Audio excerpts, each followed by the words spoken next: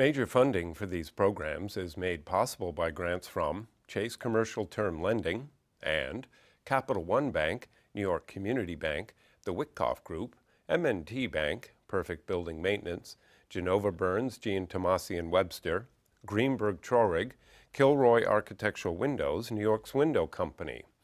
Additional funding is provided by grants from AKA Hotels, Corman Communities, Aerial Property Advisors, Bank of America Merrill Lynch, Bank Leumi USA, Briarwood Organization, CBRE, Colliers International NYC, CPEX Real Estate Services, Cushman & Wakefield, Customers Bank, DDG, Dime Savings Bank of Williamsburg, Douglaston Development, Levine Builders, First Nationwide Title Agency, Flushing Bank, Friedman, Gemini Real Estate Advisors, Hap Investment Developers, Herrick Feinstein, Investors Bank, James D. Kuhn Real Estate Institute at Syracuse University, James Orphanides, Chairman USRealty.com, John Katsimides, Red Apple Group, Margolin Weiner and Evans, Madison Realty Capital, Massey Knackle Realty Services, Matone Group, Meridian Capital Group,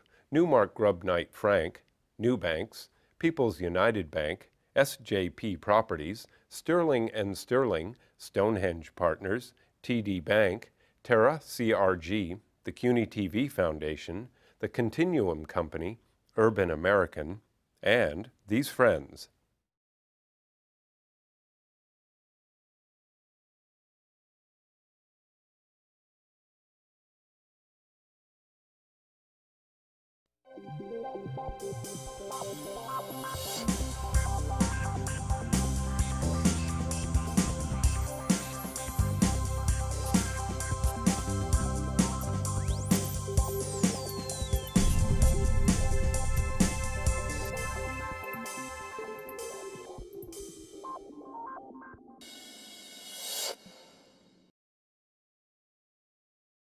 Who understands healthcare?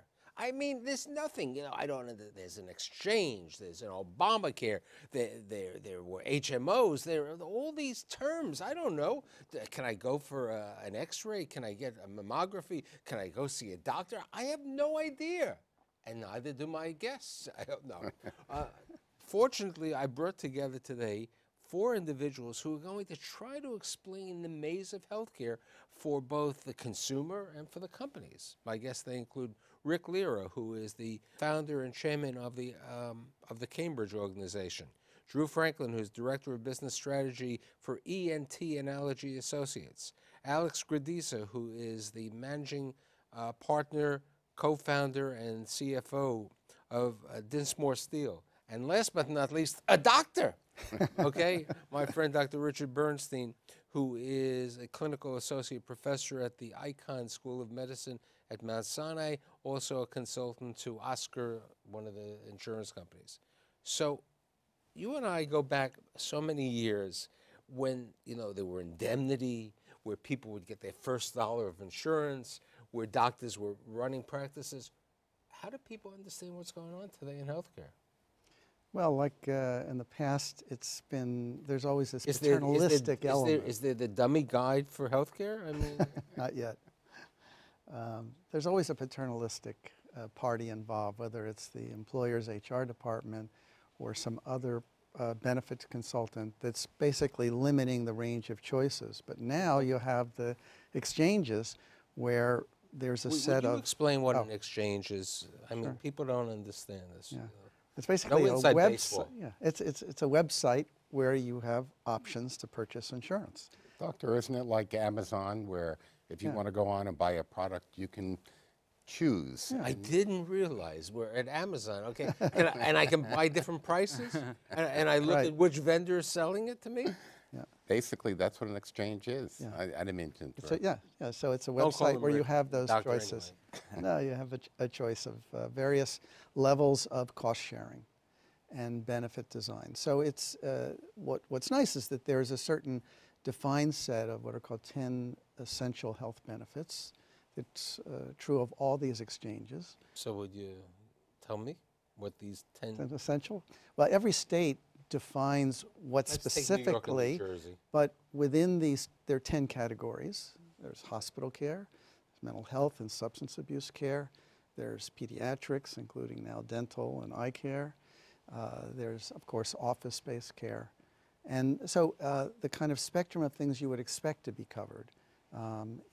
Each in one of these 10 categories. Is that only what's covered for under Obamacare, or is that covered today by all insurance plans? All insurance plans must include those essential benefits, preventative care and everything that Right. Rich But mentioned. what about the costs? What about the costs and what about the deductibles? You know, what are those? Well, at least in the context of the exchanges, there are five different levels. There's 4 metals, they're called, that define how much or how little they pay for benefits and how much cost sharing there is. So you have platinum, silver, gold, and so on. So there are 4 levels of exchange, and then you have what's called the sort of catastrophic coverage for people under 30 who are basically young, healthy, so-called invincibles. And they have a really high Masters of the universe deductible, coverage? yeah, high deductible, very low cost, geared to that particular group. So you, I mean, ENT Analogy Associates is the preeminent ENT specialty group around with over 160 doctors, many offices around the tri-state metropolitan area. How do you, as a company, you know, a group of 160 doctors, look at the different exchange programs, and how do you make a determination which hospital you want to be involved with and so on? Well, let me just say, you know, unfortunately, there's no kayak of purchasing healthcare. So the consumers, number one, who are coming to our practice are really uncertain of some of the things that they've signed up for and what it includes across those 10 categories. But for us, in terms of being able to decide which plans to take, it requires a certain number of membership, covered lives in the plan so that we know it's a sustainable business model, as in the Oscar plan. And then we also look at the reimbursement across certain services to see that are those rates commensurate with what we're getting in the marketplace and to provide our services. How do you see, you know, I want you to introduce Alex because he has a very interesting concept. He does, Michael, thank you. As a broker, we go to employers from 2 employees up to thousands and present them with the various plans that are out there. The availability of choice now has become very important, that many employers want a choice of health plans. They want someone to have the payroll, and they want someone to administer when an employee enrolls, when someone's going on COBRA. So they're really taking technology today and turning that into a more efficient HR department. We work with Alex, who represents hundreds of PEOs, which are... Now, a PEO is? A PEO is a professional employer organization. Essentially what it does, it's a single solution provider that takes groups anywhere from 5 employees to 500 and pulls them into a larger group of a couple hundred essence, thousand. you know, you're giving the economy of scale. That's correct. I mean, as a good example, and Drew knew the company that I'm involved with a number of years ago. I remember they were, you know, they had 25 employees. They had a young group, you know, basically most of them were really under 40, you know, but many of them, wives, you know, were planning to have children, and their premiums went up substantially. I mean, like it was a 40–50% increase because they were community rated into a small group. And the old man, or the sage, let's say, said, I think there's something called this PEO, or the opportunity, and subsequently they were able to buy different coverages for different classifications of employees, providing the same coverage and saving them initially some money. You know, I think, though, just for people who were intrigued by the idea of Obamacare and what is the maze, that what we're talking about is actually outside of Obamacare per se. Obamacare was you know, had 3 primary purposes. It was to address the uninsured and to make insurance affordable, as the name implies, but also to improve quality and do something with the unsustainable cost trend. So it had three principal goals. Now, in addition, it added some nice little features to Medicare and to Medicaid, and affected the employers and what they can and can't do, and their taxes. But the core of what is Obamacare, its principal things, were really to target the huge, the millions of people that were uninsured in this country.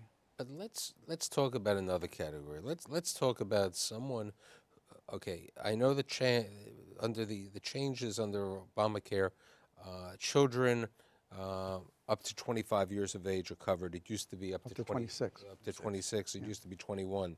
So now you have a situation of somebody who recently graduated college and perhaps has not found a job, and they're over 26. Let's say they're over 26. They need to find the coverage. And I remember this was a problem. I would call Rick up or I'd call a friend. I'd say, I have somebody who needs this type of coverage. And they'd say, you have to go in, unfortunately, to, let's say, an Emblem one single program or something which a lot of doctors wouldn't accept. You know, it didn't have the best benefits. You'd find the hospital in Dubuque, Iowa, who would accept the patient over here. So you had a circumstance. Now under Obamacare, it sounds like that college student or somebody who's finished their master's or something later on has an opportunity, not because as the concept of the uninsured who had no insurance, but the concept of providing some additional coverage for them. Well, he was uninsured technically at 26. No, I agree. But as opposed to someone who was financially in a different case. Well, in the state of New York, you could be on as is dependent on your family's medical plan through the age of 29. So that's specific to the state of New York. And you know, what we've been seeing is a lot of these younger individuals that are not being covered under their family's plan essentially have access through the exchanges to subsidize medical care and plans. So, you know, that tends to be a very good option for them. Certain people aren't aware, okay, you know, there have been these new exchanges like Oscar, and you were saying, but the other exchange? Health Republic. Health Republic. But in addition, you know, the hospital system, the LIJ North Shore Healthcare System, set up their own insurance exchange where they put all their doctors and all of their 16 hospitals and their nursing homes and everything into that system. Do you see this as perhaps something that may be happening, you know, with the evolution of healthcare in the future? Yes, definitely, yeah. New York is a very fragmented market. There are a number of health systems.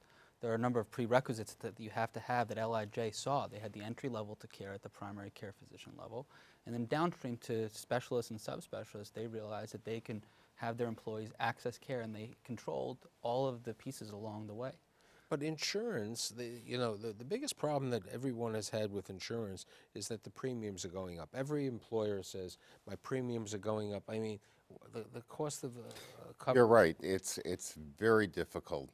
With the advent of the ACA, the Affordable Health Care Act, companies had to add all of the preventative, the 10 keys that the doctor mentioned.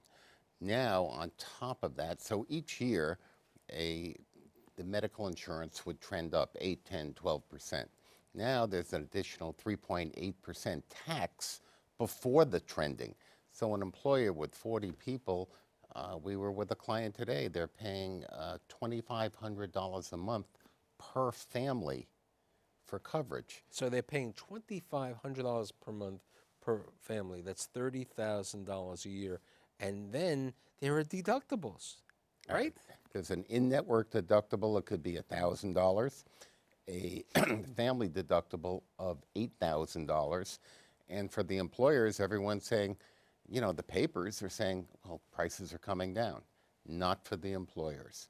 That's why we use a PEO in many cases, where you can consolidate that by, you have the economy of scale, as you said before. Now the big question also is, you know, many people, because it's difficult to get to see a primary care physician, or if there's an emergency, they've been running to emergency rooms. Now, we have had consolidations of hospitals. We've lost the number of hospitals, especially in New York City, over the years.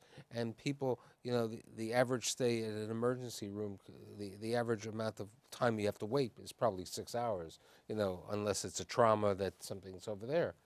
How do these coverages take into consideration today urgent care centers, which is a big trend that there's venture capital. Retail clinics too. No, retail medicines.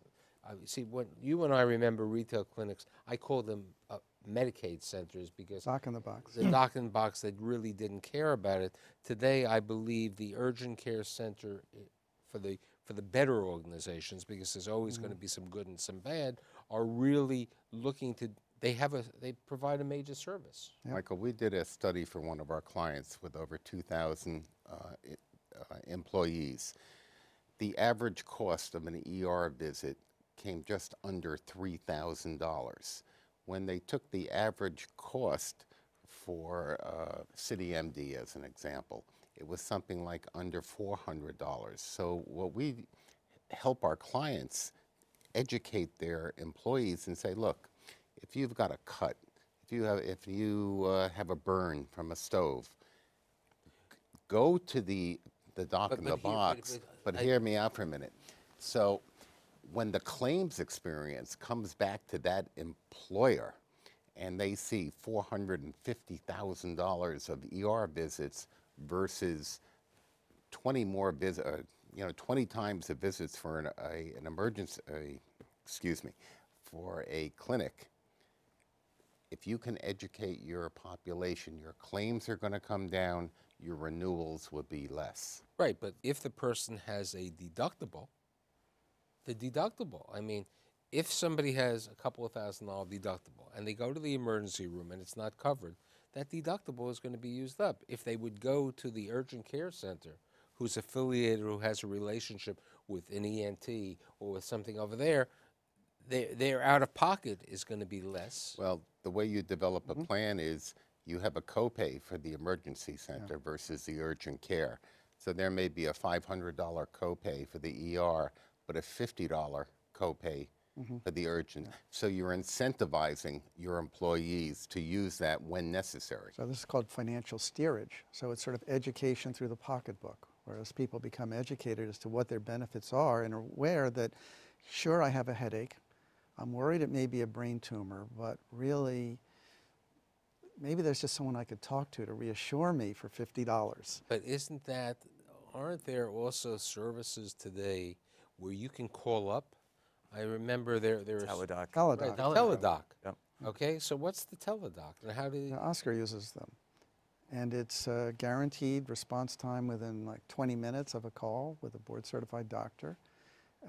I've read the dialogue between patient and physician. And what's interesting is that virtually 90% of the calls are things that could have been an ER visit or an urgent care visit, but now is a phone call with advice for much less. So it's what's called demand management. It's a way to even further reduce the inappropriate use of emergency rooms and even inappropriate use of a One could argue facility. that telemedicine has its benefits, but in reality, it's not for everything. There are conditions, even dermatologic, otolaryngology, where calling someone even on an iPhone is not going to be able to allow you to take care. There's a great book called Give and Take by one of the youngest full tenured professors at Wharton, Adam Grant, and he talks about a study that was done, perhaps at Wharton, where they analyzed radiologists who looked at X-rays and CAT scans from a distance, and the other ones who looked at the CAT scans and also looked at a picture of the patients, and it was they treated them better if they saw the patient.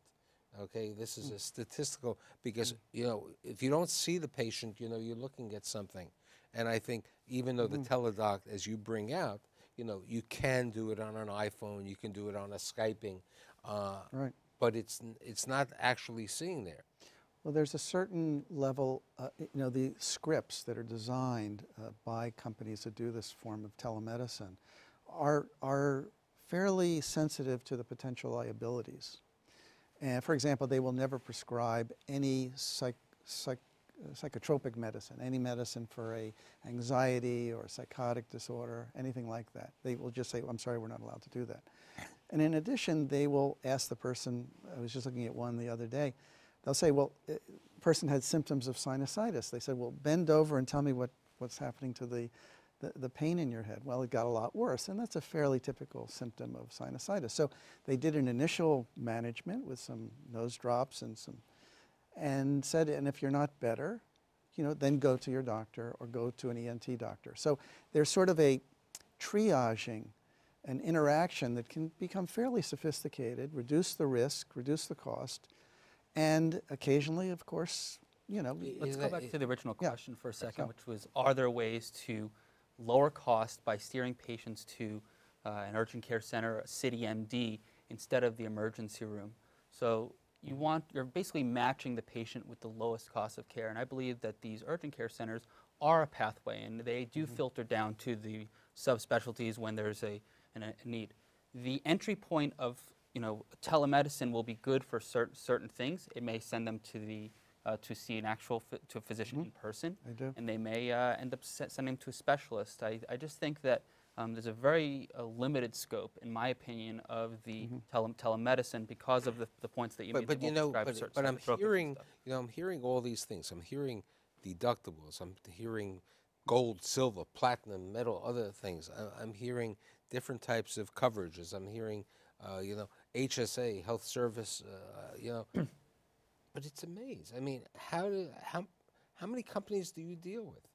Well, through the PEO, our private exchange network, we have access to a universe of about 700 PEOs out of 1,000 plus that are across the United States. So in dealing with carriers, professional employer organizations usually will have a master carrier of, generally a national, Aetna, Cigna, Blue Cross, and so forth. So the choices, you know what? Sometimes, it's like going, as one would say, the old days of Chinese restaurant. Right. Give me column A and column B. They don't have Right. it anymore.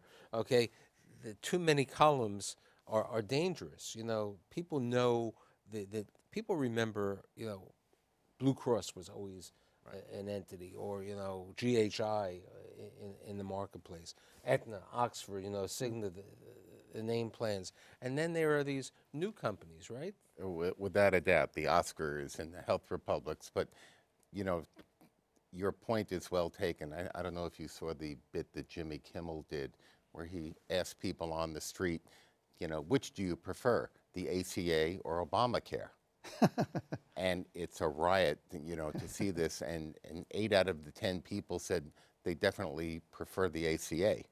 And they gave their reasons. And the complexity that's out there for the consumer, for the employer, is vast. And there's everyone gives a different take on it. And it's very complex, it's very confusing, and it's going to take years to settle down, in our opinion. So do you see, and this relates, do you see more people today going to the PEOs? I mean, as I explained before about my company, which had a number of young people, it really saved them money. They didn't really look at the other benefits, the workers' compensation or the unemployment insurance or the group buying situation. They looked at a specific need. Okay, I got health insurance and I want to cut my costs and I want to reduce the opportunities. Yeah, we see a lot of companies evaluating PEO as an option and a way to get access to healthcare.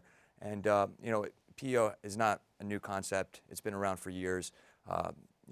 It's being more and more looked at because of everything that's going on with Obamacare. So more specifically here in the New York marketplace, as you had mentioned before with community rating, groups under 50 are essentially put into a pool, and that's based on zip code. So a demographic of all 21-year-old healthy males is getting the same rates for that same plan as a group of all 85-year-olds. So what PEO essentially allows, a company to do is get access to healthcare that's underwritten specifically to that group of 21-year-olds, given rates that's more cost advantageous. Here's a question that certain people always, my company, they were able to give different coverages based on different employee groups. How's that happen? I thought we don't have discrimination. It's really not by the group, it's by choice now, so that everyone's got a different fingerprint. So you may have X amount of singles, X amount of families. Someone may want to stay in a specific network and go with a lower plan than the higher plan. Under one umbrella, you give the consumer the ability to choose. One thing about the PEO, there's been a misconception with business owners about PEOs. It's a co-employment agreement. The PEO cannot fire or hire They're an employee. administrative service. They're an That's exactly But the what- business community is confused about it, and they feel threatened when, you know, when you say PEO, and it's an educational process. How do you determine, you know, which insurance groups you want to deal with? How do you look at that? Because you're a large group. You know, you're 160 docs. Right. We are looking at a number of things, and we do look at the size of the plan, and we look at the reimbursement that they offer, you know, for their services. But I think the most important thing for us is to do some due diligence on that plan. Smaller plans offering higher allowables, higher rates, aren't always the best way to go because they, you know, we don't know their rules for a managed care referral. We don't know their rules for prior authorization. So what's on paper is not always the case. We're also doing a deep dive into a financial analysis of them to better understand, you know, if you look at their risk pool, can they afford to pay us what they say they're going to pay us? And so larger plans like the Blues and the Aetnas and the Cignas are easy because they're large multi-state plans. But when it comes to some of the smaller plans, it's a little bit more challenging because the information is not as accessible, and we take a little bit of a harder look, and sometimes we get spooked by it. Rick, HSA. Explain what the HSA is. HSA is an acronym for Health Savings Account. So what a company will do, will put in a high deductible, and let's say it's $4,000. And the company will lower a premium by, let's say, 50%. The company will issue, through a third party, a credit card so that if I have to go to the doctor and pay that deductible, I can swipe my card. When you look at the demographics of a group, very rarely does 100% of the group use all of that deductible and coinsurance. So that can stay in an individual's account. And that's what happens, you know, normally at the end of the year when you pass any of the eye stores, they say, use your HSA up before the end of the year because it's a December. No, that's an FSA.